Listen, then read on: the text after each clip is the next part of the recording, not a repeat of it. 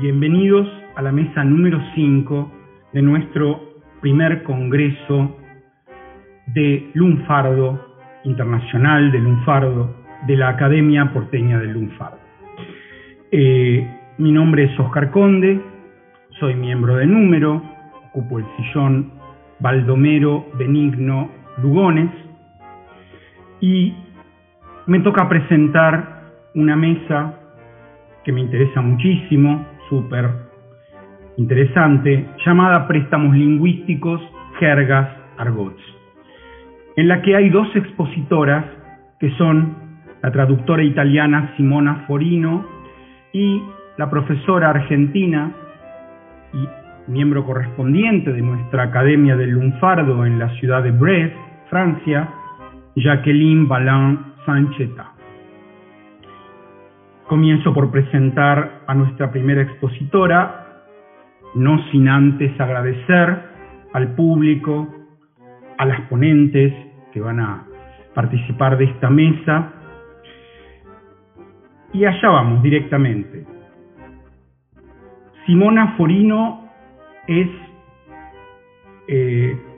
licenciada en Lenguas y Literaturas Extranjeras, título que obtuvo en el año 2003, tras lo cual en 2008 se doctoró en Culturas de los Países de Lenguas Ibéricas e Iberoamericanas. De 2006 a 2015 fue docente de Lengua y Traducción Española. Antes enseñó en l'Orientale de Nápoles y luego en la Universidad de los Estudios de Parma. Actualmente es traductora freelance. La doctora Forino ha titulado su trabajo El lunfardo y la parlesia partenopea. Por su parte, Jacqueline Balin-Sancheta estudió Museología y Patrimonio en la Universidad del Museo Social Argentino, luego Historia en la Universidad Complutense de Madrid y Lingüística, Literatura y Civilización Hispánicas en las universidades francesas de Nantes, Rennes y Bretaña Occidental.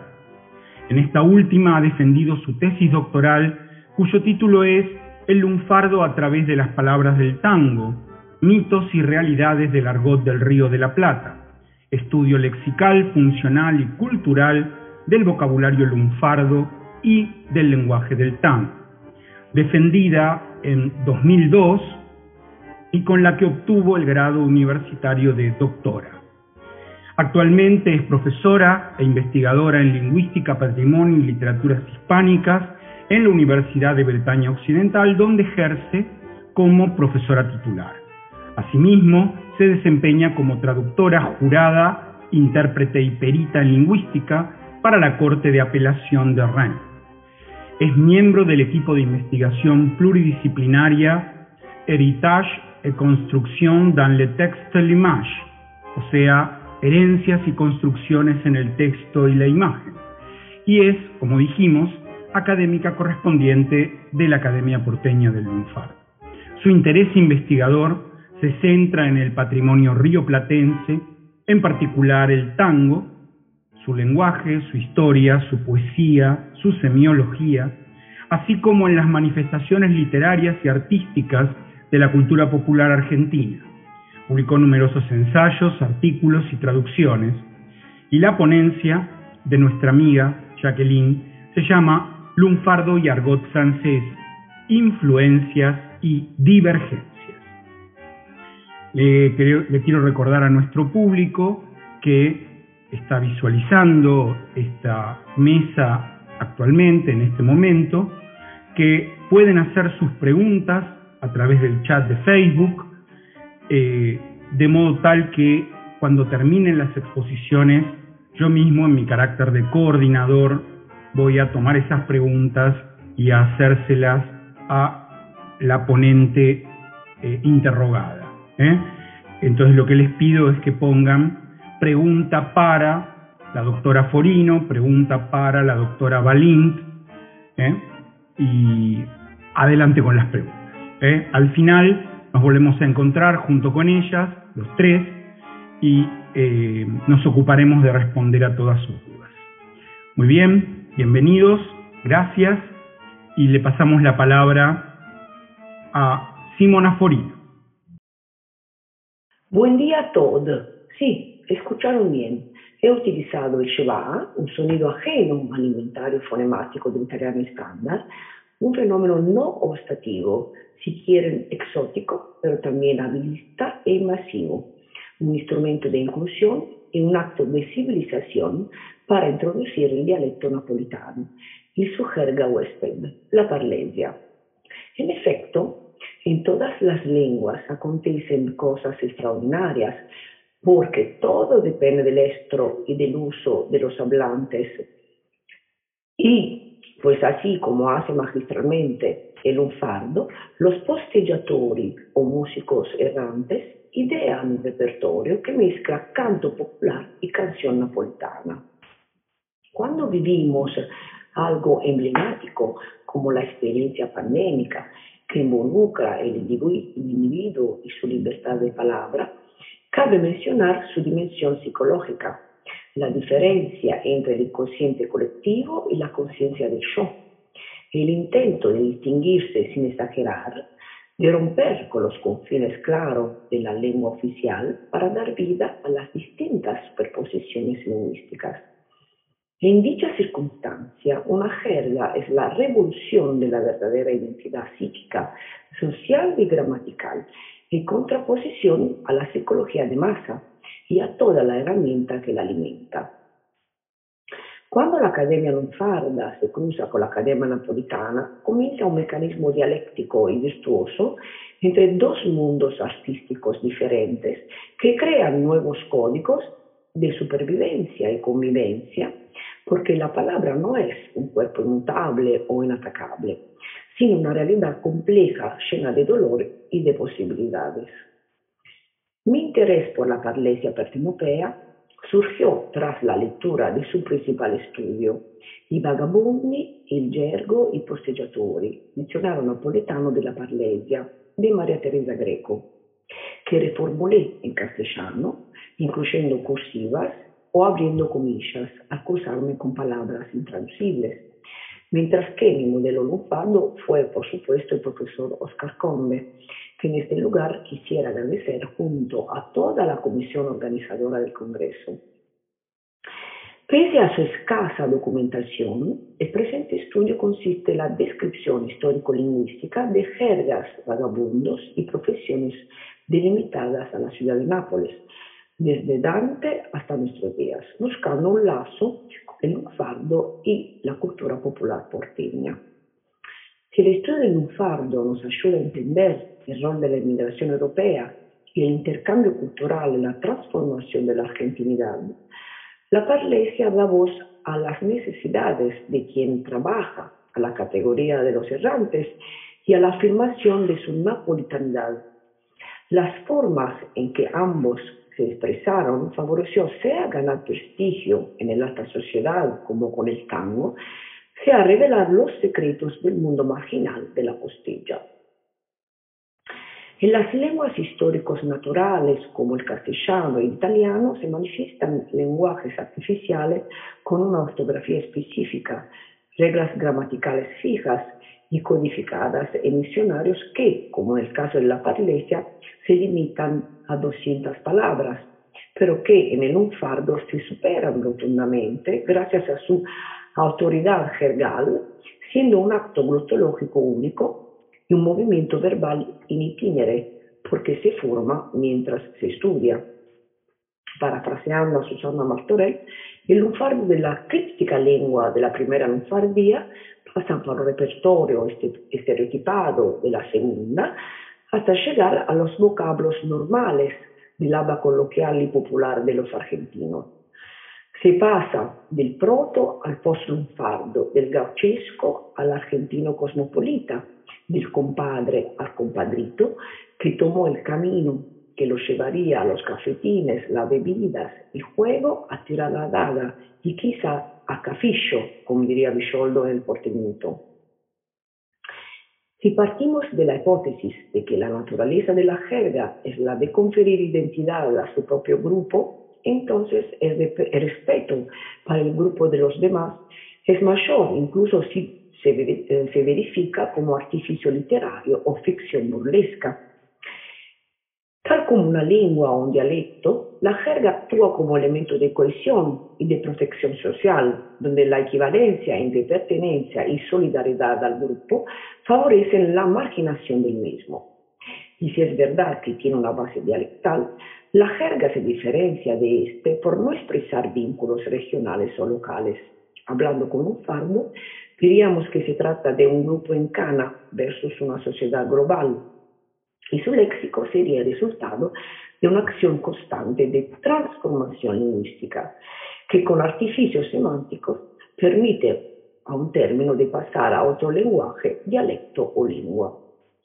Particular interés en las jergas italianas son las voces gitanas, que Ascoli define huéspedes naturales, términos furbescos de los ambulantes, sobre todo en las ferias y en las prisiones, influjos judíos debidos a dichas comunidades presentes en varias ciudades italianas, palabras cultas provenientes del latín, especialmente eclesiástico, prueba de la relación entre frailes postulantes y clérigos vagantes, entre marginados y escrituras.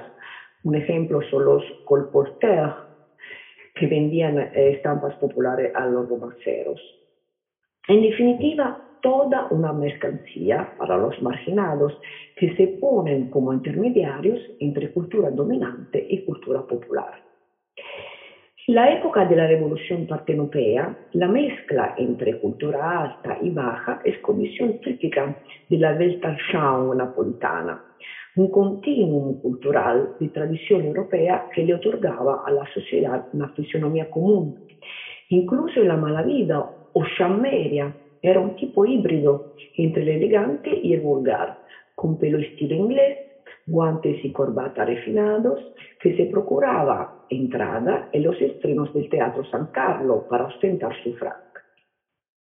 Del bandido al barrio, la diferenciación de clase tampoco era definida.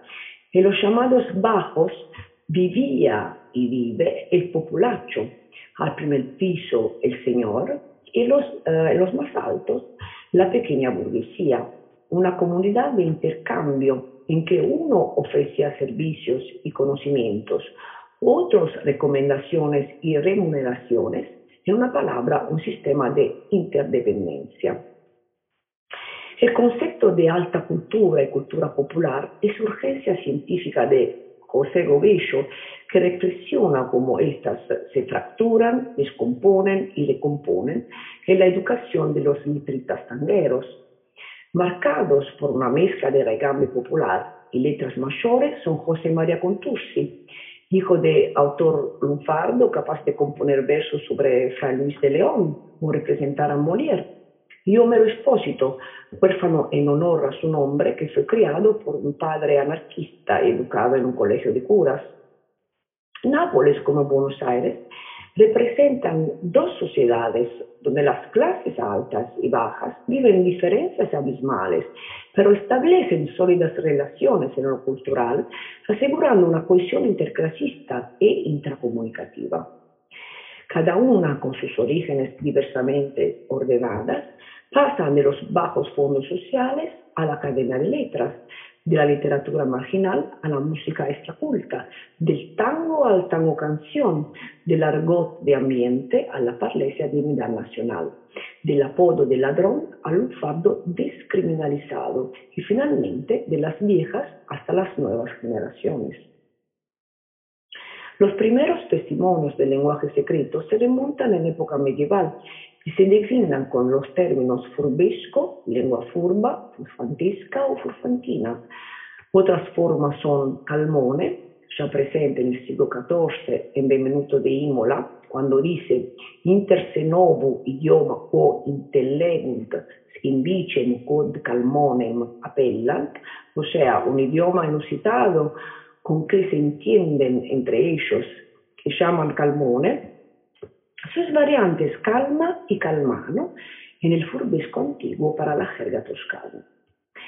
Sin embargo, esas voces no se refieren solo a jergas antiguas, sino se usan también en época moderna para distinguir el lenguaje de Lampa de otras categorías de jergantes que a partir del siglo XVII y XVIII practicaban varios oficios, en mayoría ambulantes.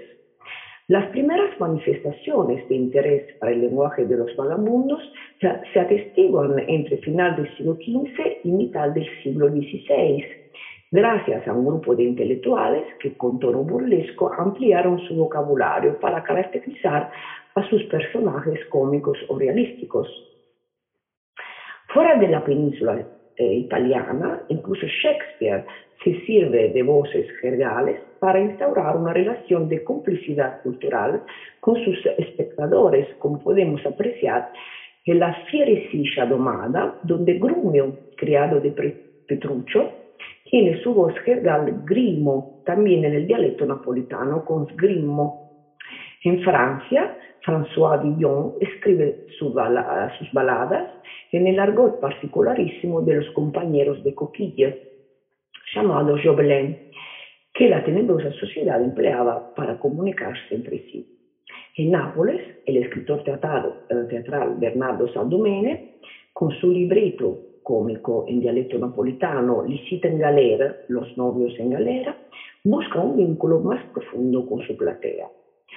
No obstante, durante el siglo XVII ese docto interés para las jergas casi desaparece, ya que cambian rol y concepción de su función frente a la sociedad en detrimento de la experimentación y del plurilingüismo tan vivo en el siglo anterior. Y habrá que esperar el siglo XIX y XX para que escritores del calibre de Gadda o Pasolini, de dramaturgos como Eduardo De Filippo, de cantantes como Pino Daniele, enriquecieran su lenguaje debido al cambio de la realidad social.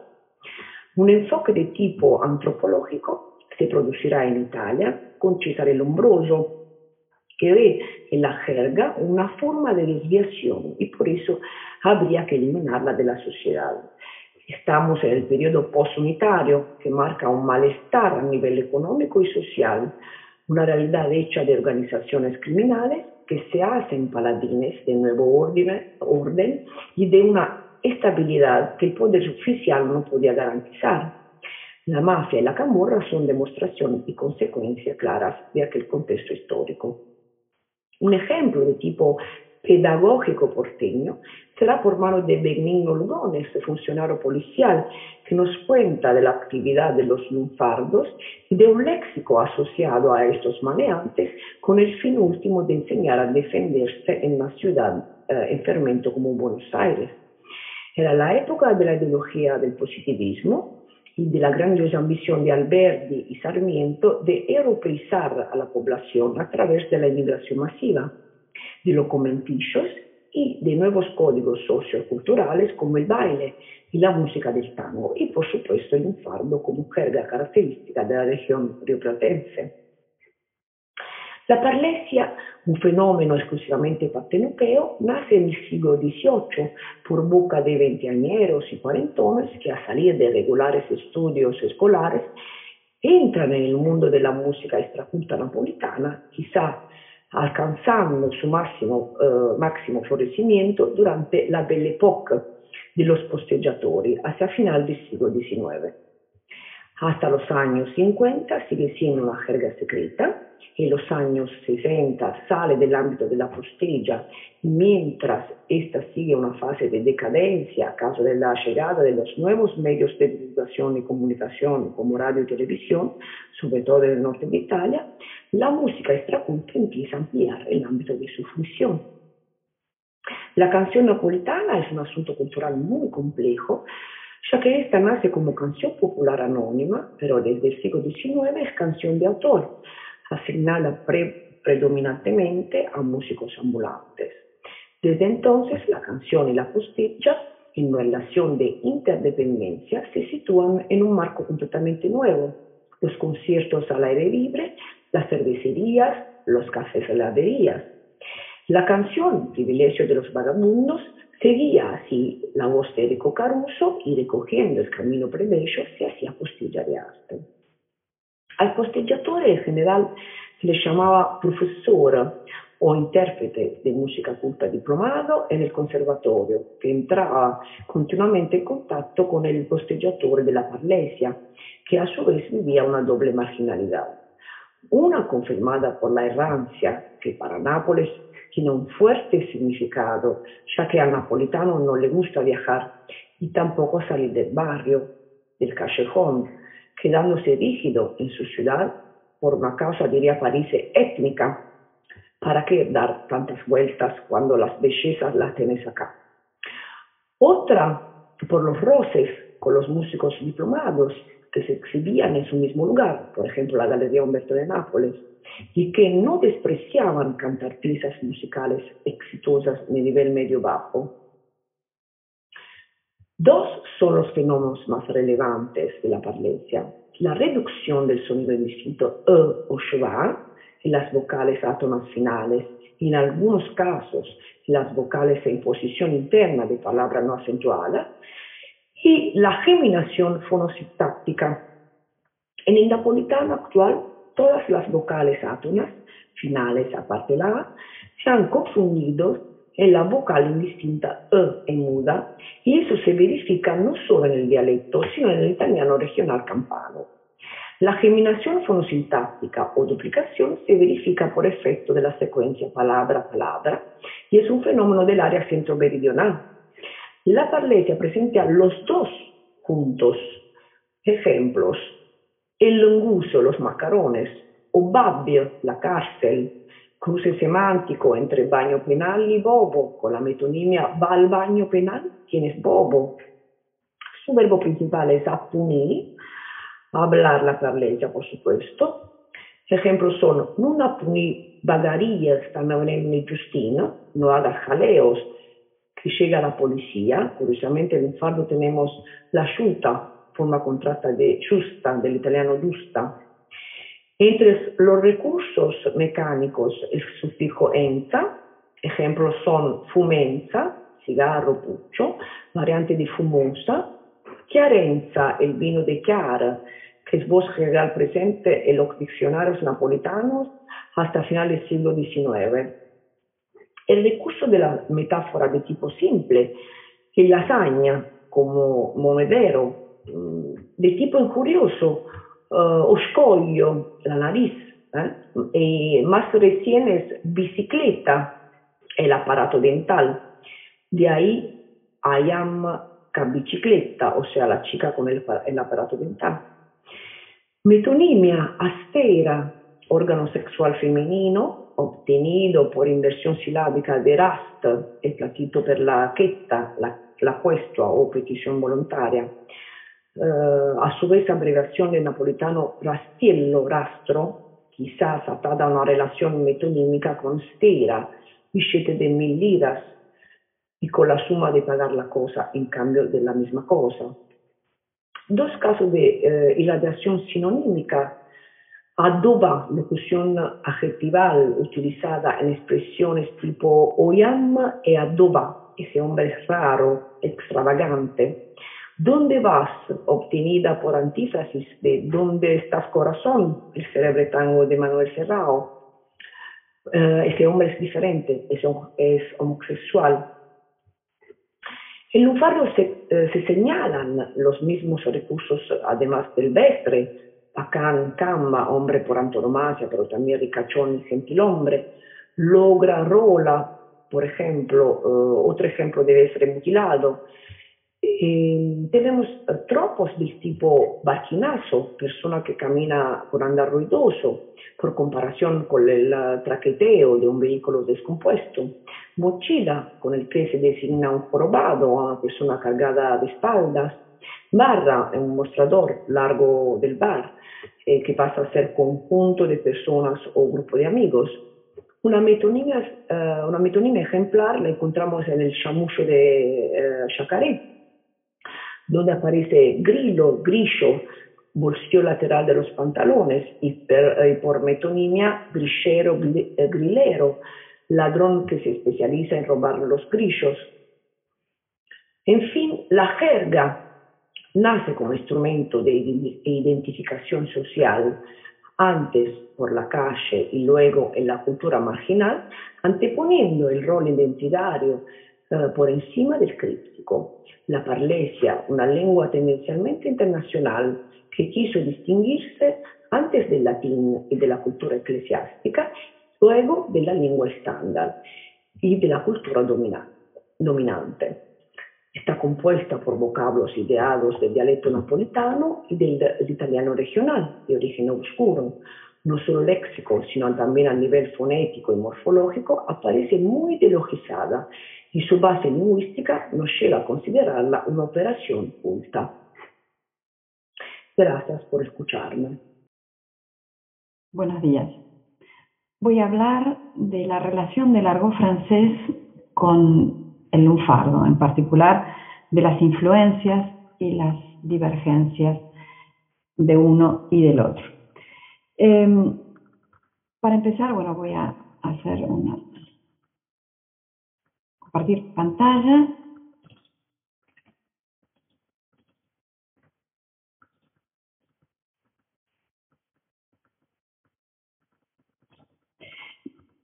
Nunca nos cansaremos de decir que el lunfardo es un repertorio léxico formado en gran parte a partir de préstamos procedentes de lenguas extranjeras. Esto se inscribe en el capítulo de los grandes desplazamientos de poblaciones de fines del siglo XIX y principios del XX. Sabemos que millones de inmigrantes, entonces, procedentes en esta época de los países europeos, dejaron huellas indelebles en el español de Argentina. Las consecuencias primeras fueron la situación de multilingüismo y de multidialectismo o dialectalismo, ocasionadas por las lenguas en contacto. De esto habla muy bien Fontanella de Weinberg en el español bonaerense, así que no voy a profundizarlo. Sabemos entonces que el francés en esta época es la tercera lengua más hablada y que tiene gran influencia en la literatura, también en la prensa y por supuesto que muchas veces introduce préstamos directos del francés y por otra parte, por supuesto, en los tangos, no solo Cadícamo, hay muchos otros autores que los introducen, pero digamos que el tema francés, como se ha llamado, digamos mal llamado, el tema francés, porque en realidad es el tema de la prostituta francesa, bueno, ha sido muy desarrollado, por supuesto, por Cadícamo, lo cual ha dado, bueno, ha poetizado de tal manera el tema que ha dado grandes obras maestras del tango. Por supuesto, también ha evocado en su viaje a París la historia del tango en París, lo cual muestra bien también que los galicismos no vienen solamente de la inmigración francesa, sino sobre todo de los desplazamientos también de los argentinos a Francia, sobre todo en la época de la Belle Époque, en la cual el tango estaba muy de moda. Entonces, sabemos que en 1913 fue el boom del tango y por lo tanto los cabarets, los lugares nocturnos, hacían contratos con profesionales del tango, con músicos, con bailarines, incluso profesores de danza, profesores de tango que venían a París y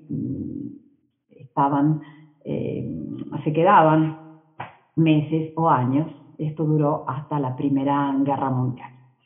De ahí entonces la inspiración de estos temas, tal vez más que en Argentina, por lo tanto yo pienso que no hay una relación directa, que no tendríamos que hacerla en todo caso, entre la inmigración francesa y la temática o la monotemática francesa que acabo de designar en el tango. Bien. El francés entonces va a gozar de un prestigio grande del lado de la vertiente de la cultura francesa, por ejemplo, todo lo que es la literatura naturalista, ¿no? de esa época, Victor Hugo, Émile Zola, etcétera, que introducen también el tema de la prostitución a través, o que utilizan muchos argotismos justamente para hacer que los diálogos y las escenas puedan ser situadas en los bajos fondos parisinos y que parezcan realistas y naturales, ¿no? Ese efecto se busca a través del lunfardo, del argot en la literatura culta, y también en la vertiente de los chansonniers de esta época que actuaban en París en los mismos cabarets que frecuentaban los hombres de tango argentinos. Bien, el francés entonces también tiene esa connotación de la vida airada y que merece toda la desconfianza del mundo. Celedonio Flores lo expresa de una manera magistral en Audacia, ¿no es cierto?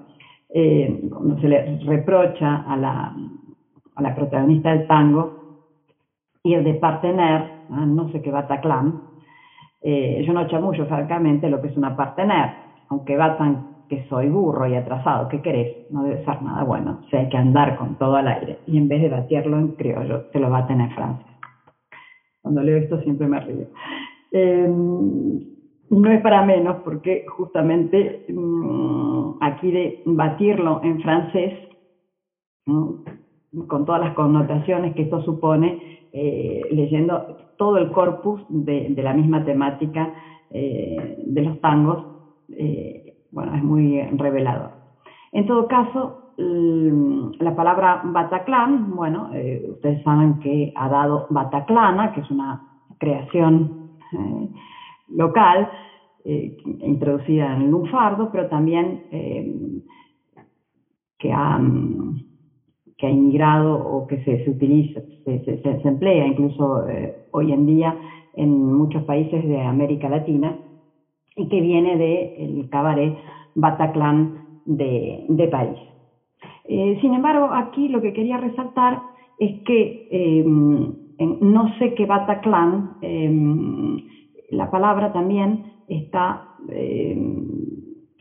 convertida en un sustantivo común, mientras que normalmente, originariamente, se refiere simplemente al nombre de un establecimiento preciso. Por lo tanto, hay un procedimiento de antonomasia que es interesante, lo cual me hace pensar que esta palabra es también lunfardo, aunque los diccionarios no la hayan, digamos, introducido. Bien, interesante entonces constatar que tenemos palabras lunfardas con palabras francesas estándar, muy a menudo en los tangos, que aparecen mezcladas. Las características, muy rápidamente, de los aportes migratorios franceses son completamente distintas de las migraciones tanto españolas como italianas. También es una inmigración heterogénea, multifacética, muy variada, que ha contado con intelectuales y con un montón de profesiones, por ejemplo, agricultores, muchos agricultores, médicos, profesores, industriales, sectores de la gastronomía, de la hotelería, etc. Y por otro lado, una de las grandes características es que aparte de las colonias fundadas, de todo el proceso de inmigración francés, que está muy estructurado, contrariamente a la inmigración que se produjo posterior o a partir de los años 80 en adelante, que fue mucho más desordenada y masiva. En todo caso, la preponderancia femenina también es una de las grandes características, lo cual muestra que hay que esta inmigración femenina procede sobre todo de los sectores más humildes, de las mujeres jóvenes, y van a ser justamente las que van a integrar la red de prostitución más grande de América Latina, y muchas veces van a entrar bajo, digamos, las profesiones de costureras o de modistas, porque tienen que estar inscritas en los listados de las embajadas, etcétera, y muchas veces están bajo estas profesiones. Lo cual nos da la utilización entonces de la palabra griseta, que es del francés, el francés estándar, que quiere decir justamente costurera, que ejerce la libertad sexual. La tenemos representada en este tango, pero es una palabra que se hispanizó, por lo tanto pertenece al repertorio lunfardo. Fíjense que en esta canción, muy rápidamente, ustedes tienen palabras del francés estándar, como Cartier o Cartier o Muguet, y también, bueno, del argot francés, que es coco por cocaína, y griseta, la adaptación que es lunfardo, pero todas, por supuesto, de origen francés. Sin embargo, son muy pocas, pero las vamos a tener repetidas muchísimas veces, sobre todo griseta y coco, a lo largo de una cantidad enorme de tangos con esta temática. Bien, voy a comentar ahora muy brevemente 3 tangos que se refieren a la prostituta francesa, pero bueno, muy de manera, digamos, historiada, y elegí tangos que no fueran tan conocidos, justamente para compararlos, de registros distintos. Francesita, por ejemplo, de Alberto Vacarezza, que desarrolla la historia en primera persona, un autorretrato ficticio de una francesita. Siempre hay que tener en cuenta que todo lo que es diminutivo en argot, y luego esto ha pasado a las letras de tango, tiene una connotación un poco parásita de la palabra, que va a indicar siempre una cierta condescendencia, y sobre todo un trasfondo relacionado con la mujer prostituta. Soy la francesita boulevardera, ella se presenta supuestamente de esa manera, se describe entonces toilette, es decir, su indumentaria, y bueno, el engaño que la hizo perder el rumbo, un eufemismo, ¿no es cierto?, perderse en las noches de este país, es decir, en las noches de Buenos Aires. Bien, aquí entonces hay dos palabras del francés estándar, pero una que merece nuestra atención, que es boulevardera, que viene de boulevard, que es una calle, ¿no es cierto?, amplia, y tiene el mismo esquema que el de trotteuse, que viene de trottoir, es decir, calle. Todo lo referente a la calle se refiere, tiene una relación entonces con la mujer de la calle. Puede ser el cordón de la vereda, puede ser un boulevard, bueno, como es el caso aquí, en la creación argentina. Puede ser también una plaza, puede ser... Bien, aquí me están avisando que me quedan 5 minutos y no sé cómo voy a hacer porque tenía muchas cosas que decir. Bien, boulevardera no está en los diccionarios lunfardos, pero para nosotros es un lunfardismo.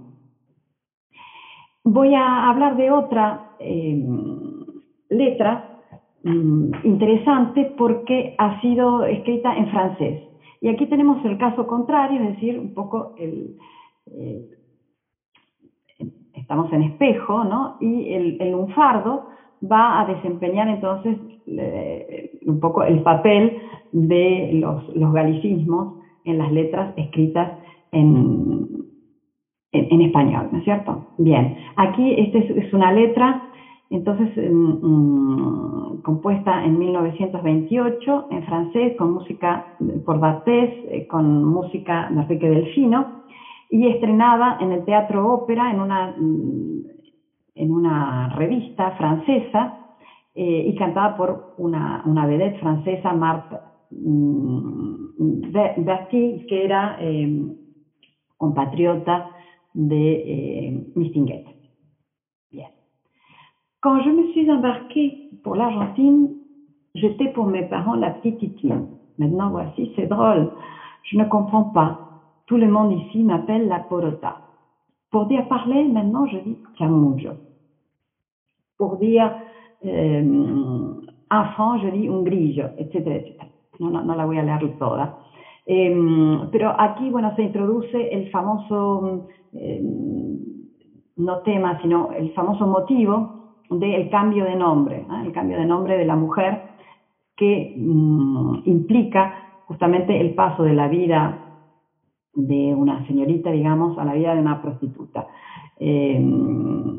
Como en el caso de Ya no sos mi Margarita, ahora te llaman Margot, por ejemplo, y en otros tangos que encontramos el mismo esquema, también, o el paso de Mademoiselle a Madame, es el mismo esquema.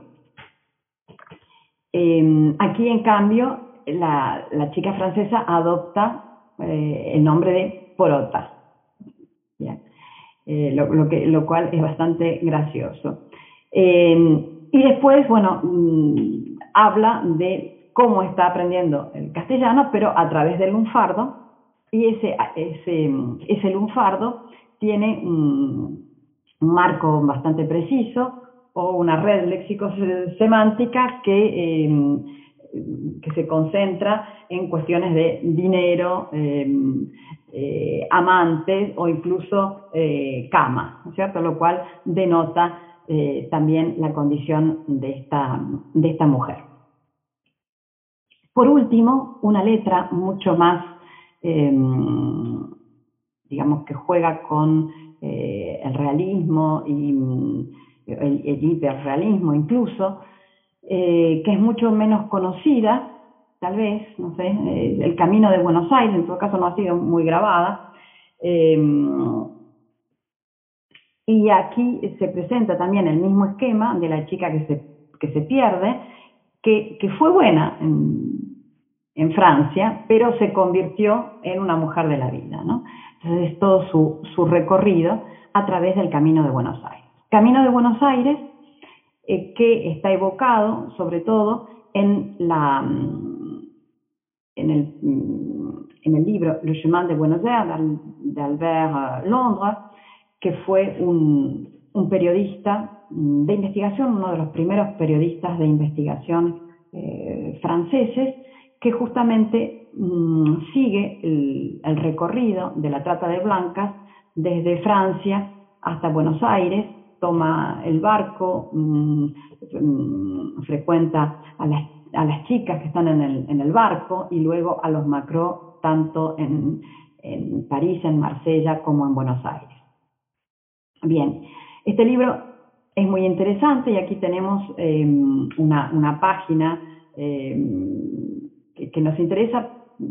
Es en realidad un capítulo sobre el creolo, que él llama así al canfinflero argentino, al proxeneta argentino, y este es un argotismo que viene del español, es el español criollo, y que designa un proxeneta argentino, que es una palabra que ha entrado en el diccionario, al menos uno de los más completos, del argot francés et de ses origines, de Larousse. Ustedes tienen esta palabra que integra entonces el argot francés y que viene del castellano.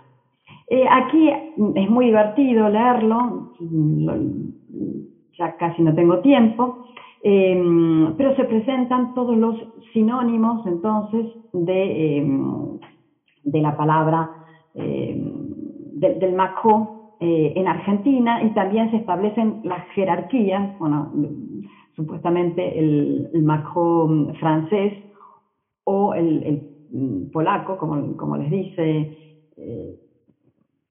aquí, como lo dice aquí en la definición o en el modo de operar, digamos, son las dos mafias que se hacen la competencia, ¿no? En cambio, los argentinos lo que hacen es juegan a robar las mujeres a los franceses y a los polacos, y siempre esto termina en peleas y más, ¿no? Bien, es muy divertido, pero no tengo tiempo. En todo caso, esta palabra me interesaba. También la utilización de la palabra señora, ¿no? Aquí con el sentido de prostituta, como madame también en argot adquiere también este sentido. Por otro lado, madame, que se usa en varios tangos, no estoy hablando de madama. Madama es una creación lunfardesca, que designa, como ya sabemos, la dueña de una casa de citas, pero madame también está empleado en muchas letras de tango, o en algunas al menos, con este sentido argótico, es decir, con el sentido de prostituta. Por lo tanto, para mí también merece una entrada en el diccionario de lunfardo. Bien, termino diciendo que para Govelo el aporte léxico francés era mínimo, incluso paupérrimo. Él hace una contabilidad de estos y concluye que hay unas 19 palabras lunfardas de origen francés. Es verdad que hay pocas palabras comparadas con en esa época, por ejemplo, Aristide Bruant, que es justamente el creador de canciones en argot en Francia, que actúa, que es muy famoso y que actúa en todos los cabarets. Es muy interesante estudiar sus letras y la cantidad de argotismos que él emplea provenientes de la prostitución, bueno, no tienen nada que ver con los empleados en Argentina. O sea que el corpus es escaso. No tan escaso como dice, porque después en su diccionario vemos que hay muchos más. Pero es verdad que es escaso. Las razones. ¿Cuáles son las razones? Y aquí voy a terminar con algunas hipótesis que he formulado para comprender un poco esta contradicción. ¿Por qué los aportes de francés son escasos? Primeramente porque las prostitutas francesas no usaban argot, no lo hablaban. Muchas de ellas provenían de la provincia, de sectores agrícolas, incluso hablaban otros idiomas. Habría muchas de Bretaña, por ejemplo, que hablaban bretón, no hablaban francés.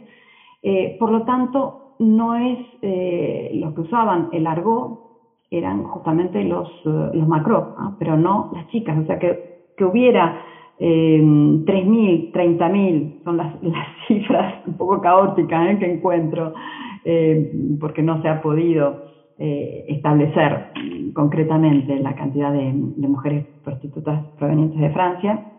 Poco importa, es decir, no viene por ese lado francés, así que no vale la pena insistir con la inmigración francesa.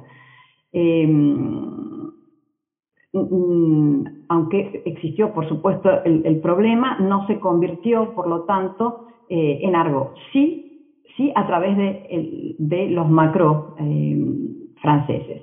Y sobre todo, a través de la penetración de la vida literaria, culta y popular.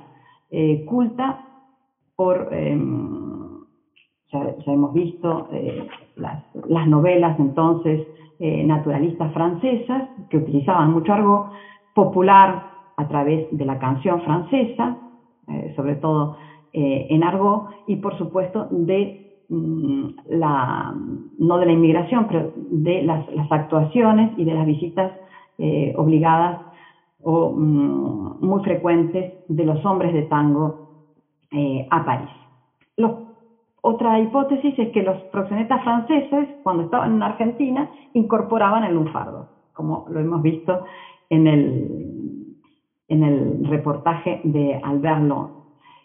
Usaban entonces algunas palabras del argot y también incorporaban ellos palabras del lunfardo.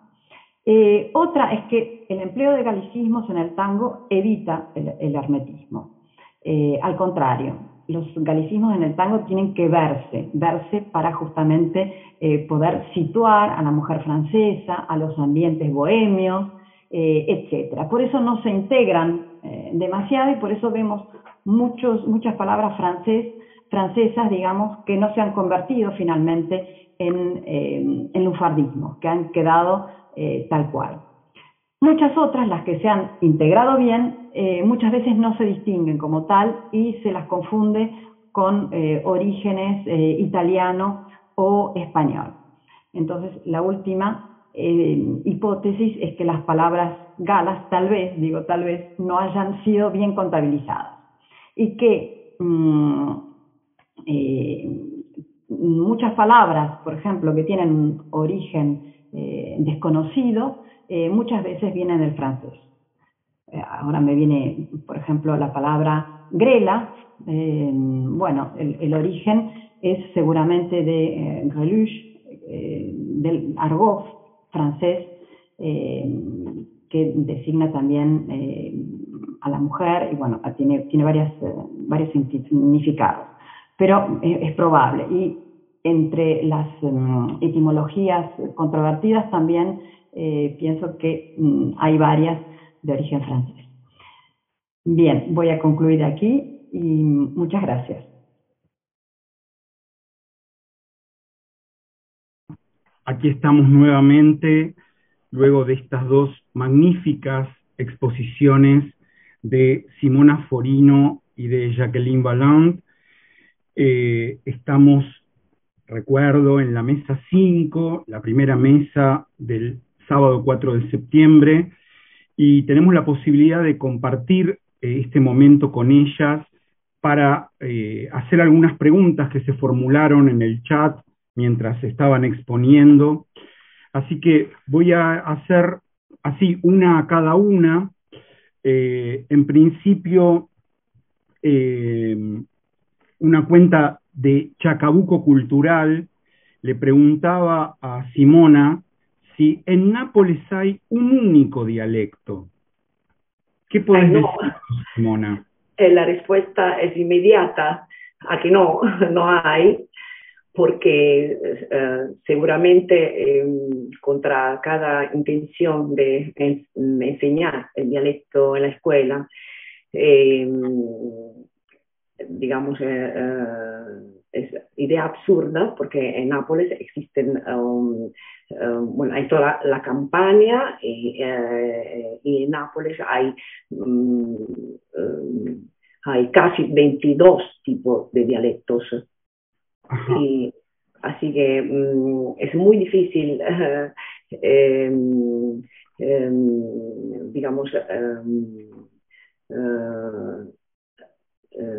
decir que existe un único dialecto en Nápoles. Bien, perfecto.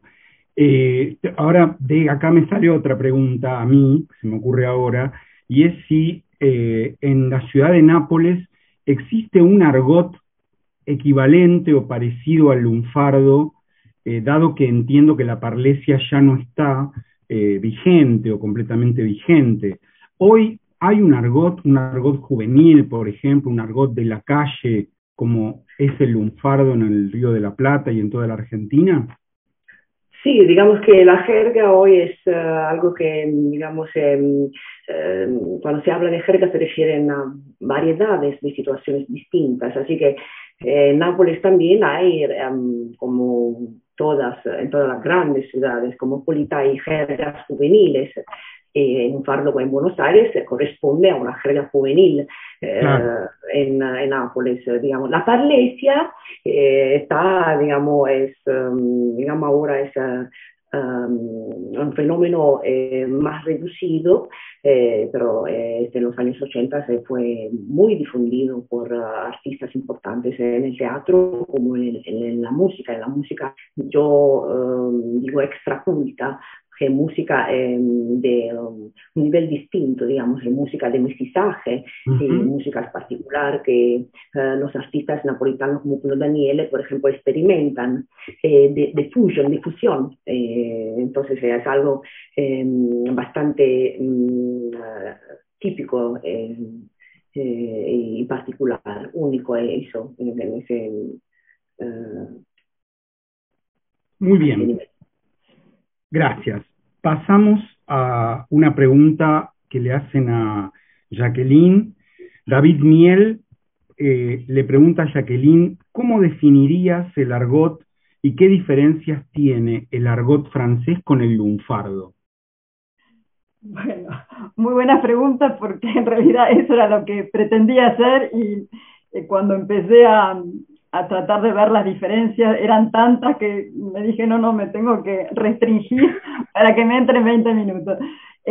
Bueno, las diferencias muchísimas porque como todos los argot europeos son más antiguos, ¿no es cierto? Entonces estamos desde bueno, el Renacimiento casi hasta nuestros días, y entonces hay muchísimas épocas, ¿no? y etapas, lo cual hace que el corpus general, digamos, del vocabulario es muchísimo también más extenso, ¿no?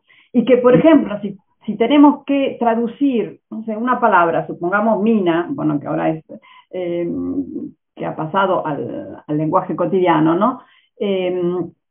Pero no sé, grela, o bueno, ¿cómo hacemos para traducirlo en argot francés? Y bueno, tenemos que prestar muchísima atención para ver de la cantidad enorme de palabras, por ejemplo, para designar a la mujer, que pueden ir, son más de 60, creo que las he contabilizado alguna vez. Bueno, ¿cuál elegimos? Porque hay algunas que se han pasado completamente de moda, otras que serían, por ejemplo, en el caso de la traducción de un tango, demasiado nuevas, y tampoco no iría. Bien, entonces tenemos que realmente casi hablarlo y tratar de ser 2 o 3 para traducir esa famosa palabra, para ubicarla realmente en la época, supongamos un tango de 1930, bueno, que sea más o menos un argotismo, digamos, de esa época, etcétera, ¿no? Entonces, esa es una diferencia enorme que veo.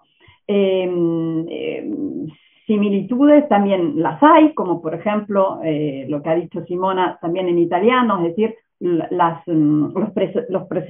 procedimientos, ¿no es cierto?, que hacen incorporar al argot francés palabras nuevas. Bueno, en general son préstamos de otras lenguas, sea del italiano, del español.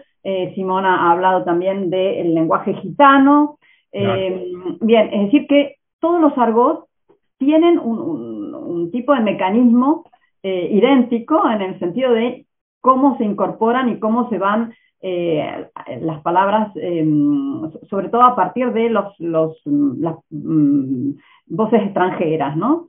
La metonimia, bueno, exactamente lo que ha explicado Simona con el italiano. El argot francés es igual. Y bueno, uno de los métodos, uno de los mecanismos más prolíferos, vamos a decir, y ahí sí hay similitud, y pensamos que tal vez venga este mecanismo del argot francés, que es el berre, ¿no? Claro. El verlan. El verlan es muy, hoy en día, bueno, muy productivo, ¿no? Muy productivo. Recuerdo, tengo hijas adolescentes y me vienen un día con una palabra en verlan, en francés, y yo me río. O sea que conozco, sé lo que me estás diciendo, porque es igual que el lunfardo, el verde. Claro, esto es para decirles un poquito que está muy utilizado ese mecanismo y que es antiguo, ¿no? Y que lo podemos situar, aparentemente se ha situado, Rabelais ya lo utilizaba, ¿eh? O sea que... Claro. Y Jacqueline, sobre todo con esta conexión de que estás hablando, que digamos son comunes en la jerga de Francia, como es tu, digamos, ámbito, y en Alemania, también en Italia, se registran voces comunes, por ejemplo, en el siglo XV, cuando yo hablaba de parlesia, que es, digamos, una contralengua, como podríamos definirla. Hay palabras como chiaro, que es definido, chiara, el vino, digamos, ¿no? O lancí, que significa orinar, rufardo, te hago algunos ejemplos tipo usto, que significa pan. Se registraban en Francia, en Alemania, en Italia, eran difusísimas, digamos, y se ha demostrado que tenían origen española. Por ejemplo, gusto, esta palabra, que no son sinónimos, aunque tenga este aire griega, como diría Ascoli, digamos, es a palabra de origen española. Sí, pero se registraba también en Francia, en Alemania y en España. Sí. En el mismo, bueno, con el mismo mecanismo, por ejemplo, cana de policía, estar en cana. Claro. Bueno, lo tenemos, está en Italia, pero también en Francia, ¿no? Está en cana. Y claro, después nos podemos pelear, ¿eh? Sí, es verdad. Pero es ridículo en el sentido de que hay una convergencia de los argot, y hay muchas palabras que quedan todavía con etimologías por dilucidar, o controvertidas, y en realidad esa controversia muchas veces viene del hecho de que, se han prestado unos a otros, y que, que hay esa confluencia histórica, ¿no? Que viene del siglo XV, ¿no? Exactamente. Justamente del siglo XV. Es una gran familia de los argot. Sí, claro, es coincidente la aparición de libros dedicados al argot entre finales del siglo XV y comienzos del XVI en toda Europa, en Alemania, en Italia, en España, en Francia. Claro, en Francia quizá un poco más todavía, y tal vez por eso usamos la palabra argot como sustantivo común para definir a cualquiera de estos fenómenos equivalentes, ¿no? Vuelvo con Simona para hacerle una pregunta acerca de un caso que ella mencionó. Ella habló, hablando de la parlesia, de una palabra referida al órgano sexual femenino, y dio a entender, o yo entendí eso, que esa palabra... No tuve la oportunidad de pasarlo por imágenes, digamos que fue difícil pronunciarlo. Sí, pero digo, eso es, dijiste que era un berre, o sea, una palabra con las sílabas invertidas. Sí, ¿entendí bien? El berre, por ejemplo, es muy típico en la parlesia. Ajá. Y bueno, me atreví a compararlo con el lunfardo, por eso busqué las palabras más significativas, digamos, del léxico más interesante, para conectarme continuamente con el lunfardo, porque digamos que los métodos son casi como diría Ascoli, digamos, estos métodos fonéticos y lexicales son casi lo mismo. Sí, claro. Lo svisamento fonetico e lo svisamento formale, diciamo.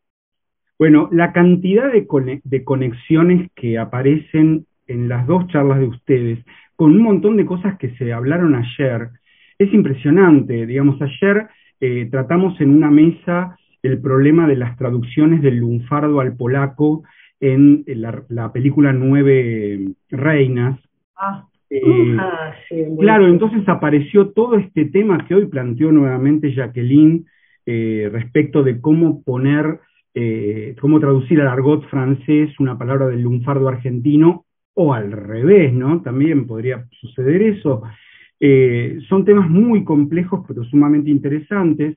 Luego también ayer hubo una exposición sobre el berre, en lunfardo, y alguien preguntó si el berre era algo propio o exclusivo del lunfardo, y se explicó que no, que en un montón de argots existe ese mecanismo. Creo que no nombramos el berlán, que posiblemente sea el primero, pero donde se aplicó este mecanismo para crear un nuevo morfema. Pero la cantidad de conexiones con todo eso es espectacular, ¿no?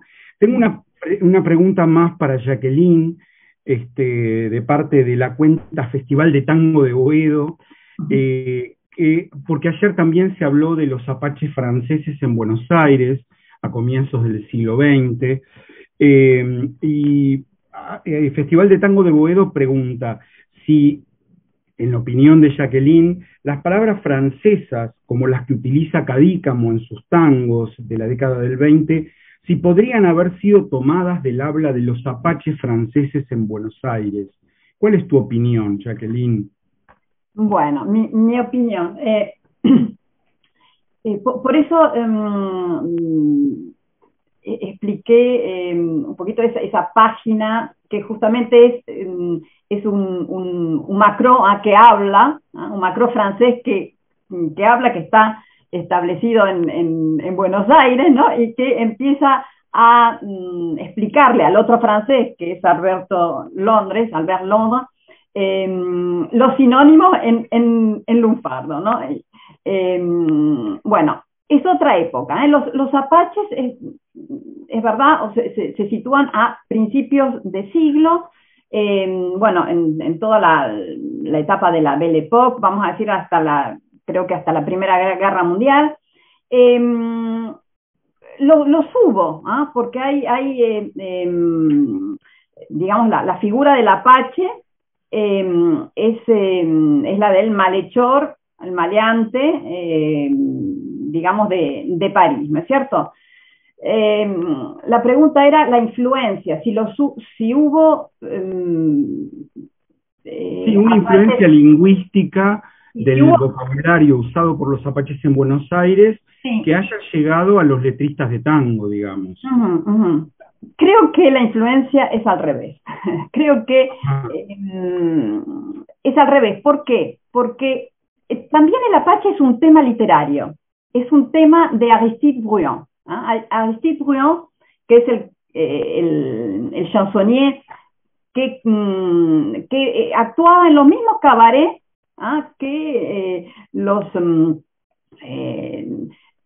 argentinos que iban a esa época a París, o sea que seguramente que han coincidido, hablaba como tema, digamos, de los apaches, de las prostitutas, de los barrios, ¿no? De Montmartre, de todas esas temáticas que después las tenemos en los tangos. O sea que yo creo que para mí han ido, la influencia es más del tipo de los tangueros que han ido a Francia y no tanto al revés, porque ¿cuántos apaches pudieron haber ido a Argentina? 1, 2, 10. ¿Eso es lo que hace la influencia en el habla de Buenos Aires? No, la verdad que no creo. Como tampoco creo que hayan sido, por ejemplo, las prostitutas que hayan difundido el lunfardo, digamos, del proxenetismo. No, porque es lo que dije recién, o que he concluido con eso, porque eran chicas muchas veces que venían de las provincias, que venían, claro, y que no eran realmente de París. Yo creo que el apache fue un fenómeno que existió en París, pero también un fenómeno que se cantó mucho. Y el que cantó mucho eran los chansonniers, que lo hacían en argot también. O sea que había ya un tema literario. Como ya había en París un tema literario de la vida airada y de, digamos, todo lo referente a la vida ligera de París. O sea, ya eran temas. No es que en Argentina se inventaron esos temas. Y esos temas estaban relacionados con el argot. ¿Por qué? porque el argot hacía dar realismo, digamos, a las canciones, porque digamos que era lo que daba ese toque de verosimilitud, ¿no? Al describir un personaje como, por ejemplo, el Apache. Entonces, no sé si respondo, pero sí. No, está bien, está bien.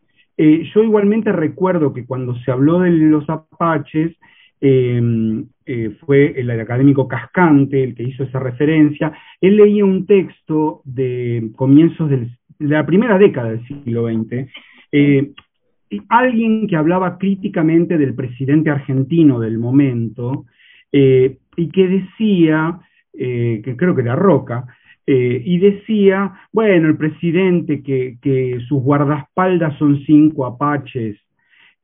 Y a mí me dio la impresión cuando escuché eso, que era una manera de mostrar desprecio por los guardaespaldas del presidente, pero no me imaginé que la presidencia de la Nación Argentina convocara a 5 franceses, apaches reales, sino a 5, como queriendo decir, 5 malvivientes o 5 delincuentes que los contrataron para que cuiden la espalda del presidente, ¿no? Sí, ahí con el sentido de matón, estaba ahí claro, exactamente.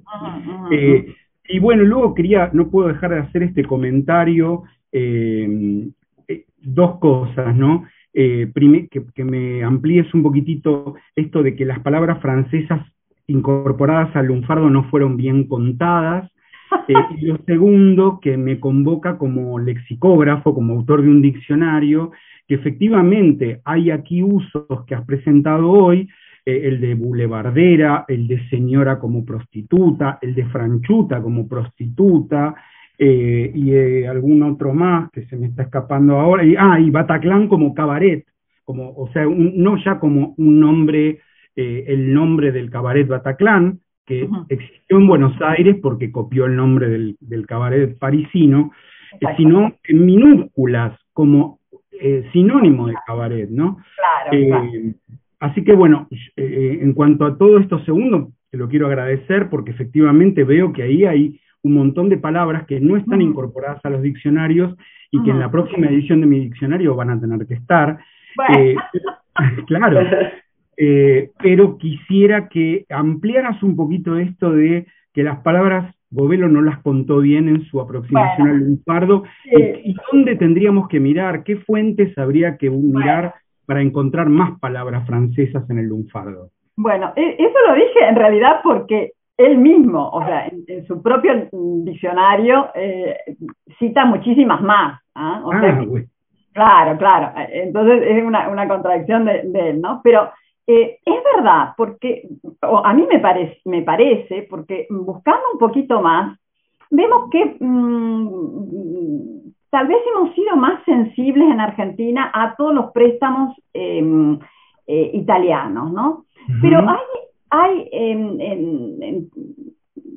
varias palabras como estas que he mencionado, que en realidad hay un matiz. Ese es el problema, ¿no? Del desplazamiento semántico. A veces el desplazamiento semántico es muy visible, pero otras veces el desplazamiento semántico es más delicado, ¿no es cierto? Digamos, hay justamente un matiz distinto. Por ejemplo, el de madame. Ese es un matiz que me ha dado a reflexionar mucho. No se crean que tampoco lo saqué así, no.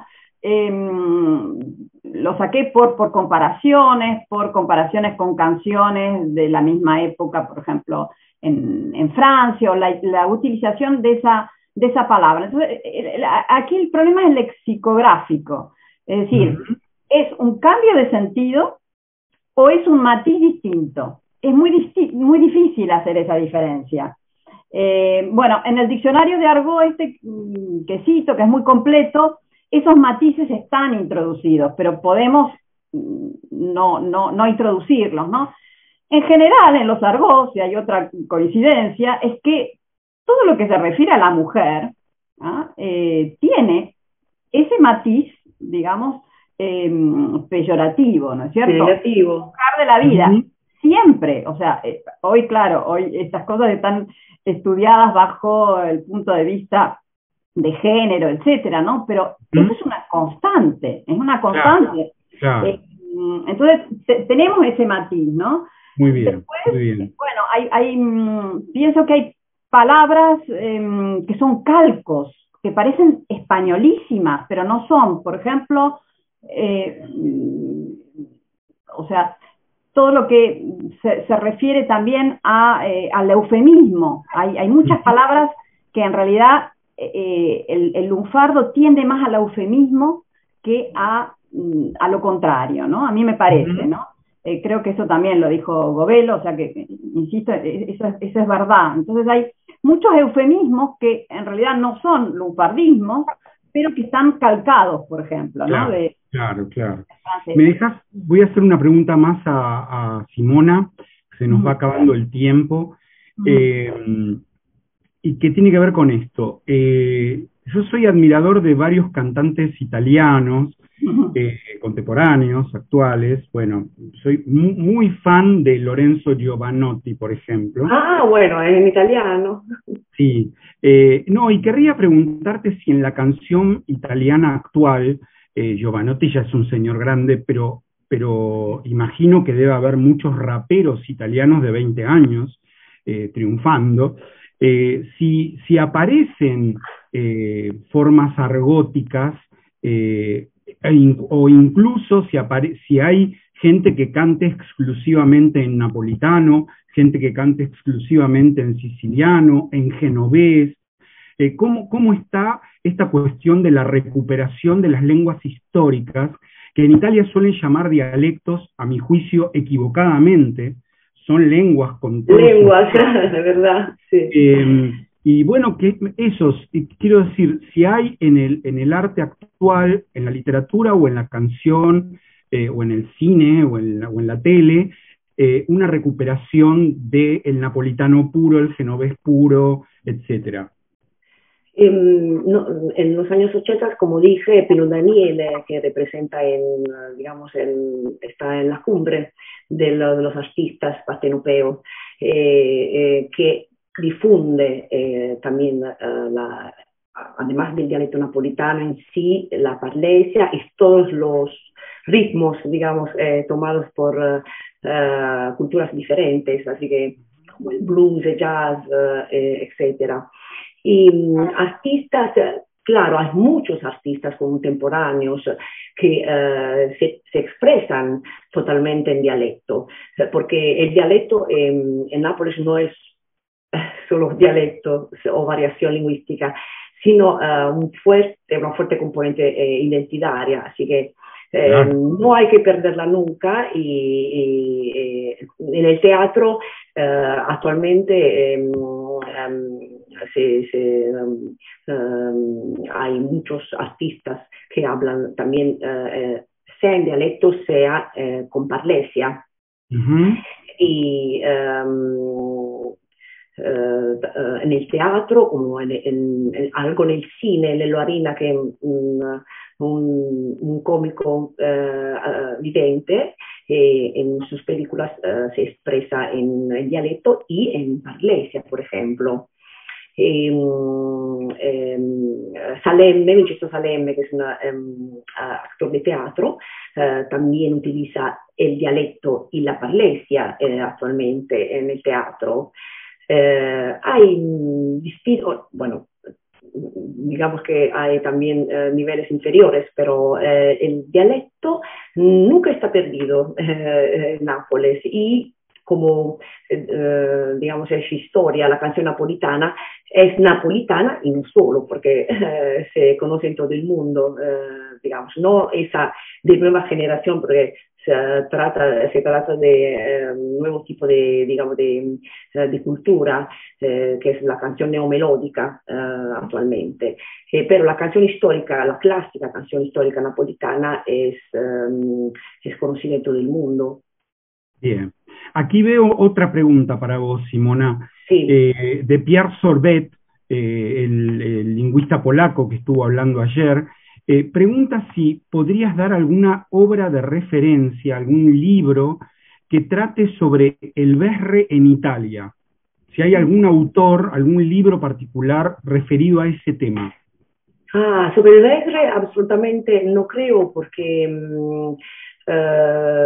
estudiando las jergas italianas le puedo aconsejar, digamos, no sé, Giovanni Artieri, por ejemplo, que es uno de los autores más recientes, años 60 más o menos, que escribe sobre i posteggiatori, o sea, los músicos errantes partenopeos, y dedica un entero capítulo a la fonética, a toda la estructura del Vesre también, pero en particular Nápoles y naturalmente con influencias italianas y además más allá de los Alpes, digamos, porque sabemos que la influencia no es solo napolitana, sino italiana en general. Y, ¿qué más? Carla Marcato probablemente, que habla de las jergas italianas en general. Ajá, Carla Marcato. Sí. Bien. Carla Marcato, es un libro, me parece, del 2013, Jerghi Italiani. Y ahí también puede sacar algo interesante sobre el Vesre, porque habla específicamente de las jergas. Bien. Y bueno, después hay estudios históricos como Biondelli y no sé, Ascoli, que ya conocerá seguramente, o la Brambilla Ageno. Y mencionando naturalmente uno de los más importantes, que es Alberto Menarini, claro, que habla de la jerga de la calle, ¿no? De la piazza. Exactamente, sí. Y una última pregunta para las dos, porque son las 12:25 y 12:30 terminamos.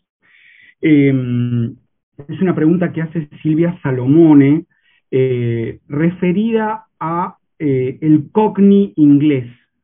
Ella dice por qué creen que ante la enorme cantidad de palabras que hay en el lunfardo de origen italiano y la gran cantidad también de origen francés o procedentes del argot francés directamente, ¿por qué creen ambas que hay tan pocas palabras del cockney? Y se pregunta si será por el bajo porcentaje de inmigrantes ingleses a Buenos Aires, o por qué otra razón podría ser. Yo no soy especialista del argot inglés. A mí me parece que la relación directa que hacemos, yo también la he hecho muchísimas veces, entre la inmigración y el lunfardo no es automática, Claro. No hay una cuestión de cantidad de personas con respecto a cantidad de palabras. No, es qué evocan las palabras.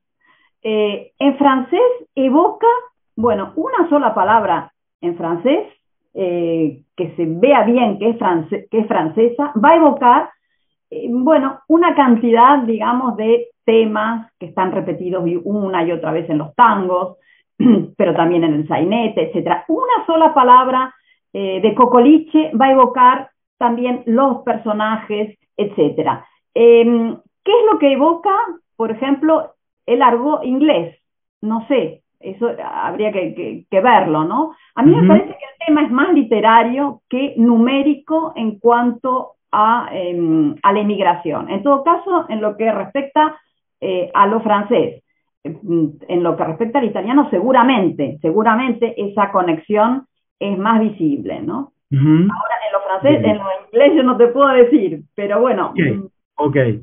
Y Simona... Justamente Jacqueline tiene razón, porque se trata de continuidad territorial también cuando se utilizan términos, digamos, del slang o de jergas ajenas o extranjeras o diferentes, o de patrimonio común también, y que se puede explicar la conexión entre la jerga de Lampa, por ejemplo, de la Camorra en Nápoles, con la jerga, con la parlesia también, que se mezclan a veces, ¿no?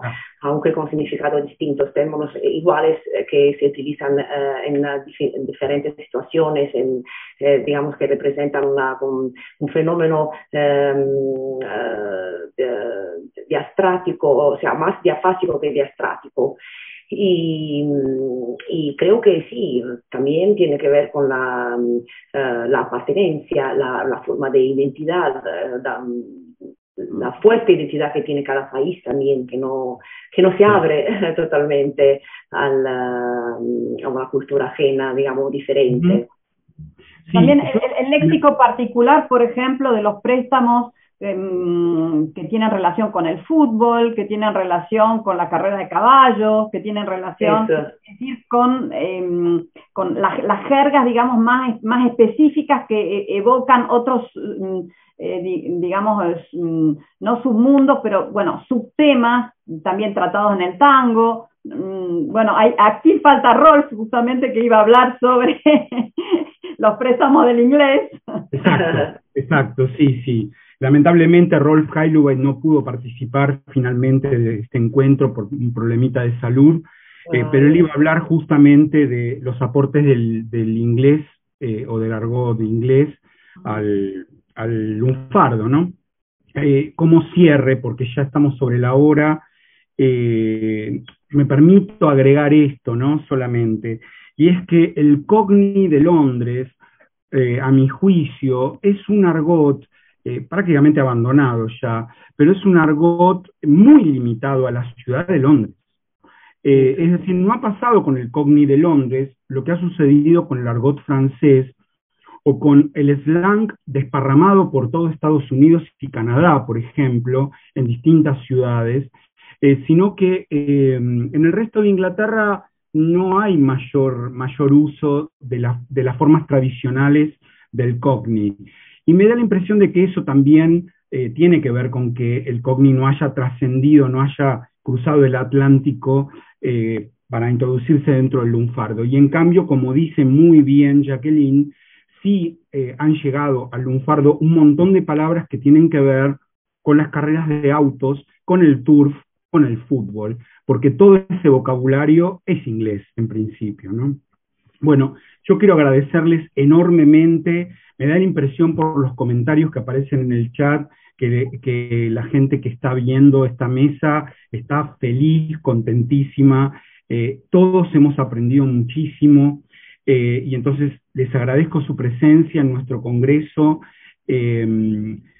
Espero que no sea la última vez que contemos con ustedes. Pensamos repetir el Congreso del Lunfardo dentro de 2 años, en 2023, y nos encantaría volver a tenerlas, hablando de un tema que ustedes elijan y que nos ilumine como ha sucedido con este tema que trató cada una hoy.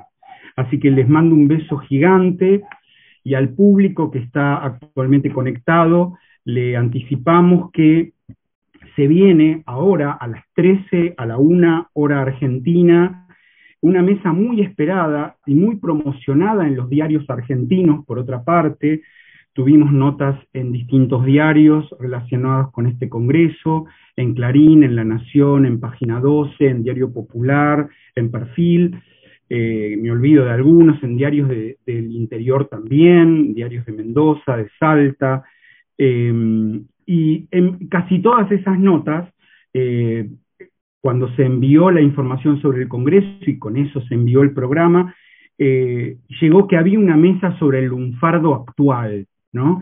Y esto ha sido tomado en general como una sorpresa, como diciendo, pero ¿cómo? ¿Hay un lunfardo actual? Por supuesto que hay un lunfardo actual, naturalmente que sí.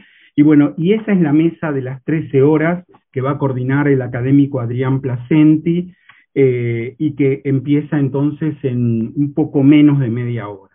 Por lo tanto, para permitir que todo el mundo descanse, coma algo, tome algo, haga lo que tenga que hacer, para estar conectados en media hora, los vamos a dejar aquí. Nuevamente agradezco la presencia del público y les mando a la distancia un abrazo a Simona y a Jacqueline, y les agradezco haber compartido todo lo que saben con nosotros. Así que nos despedimos aquí, que tengan un muy buen día, y el Congreso de Lunfardo continúa con la mesa número 6. Adiós. Adiós, gracias. Muchas gracias también. Adiós, chao Jacqueline. Chao. Chao, Simón.